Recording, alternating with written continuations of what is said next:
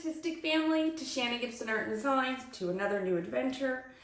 I am taking a tiny break from my Fluid Expression series. If you guys are new, please take a look at that. I recently started a series with acrylic inks. Super fun, still getting used to them, exploring with them.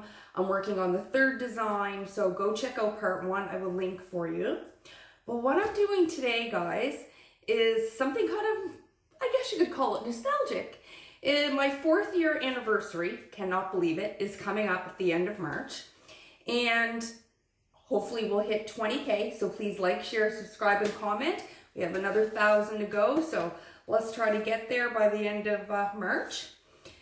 So what I wanted to do was, once in a while I'll go through some old videos, and I watched one of my first few pours, which was a waterfall pour.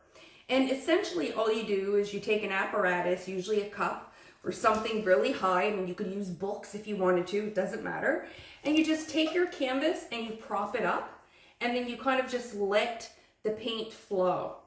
And so I'm doing that, but in a different way. So before I took all of my colors, and I did use neutral metallics, and by different brands at that point, and I mixed them together, and I essentially just did a dirty pour.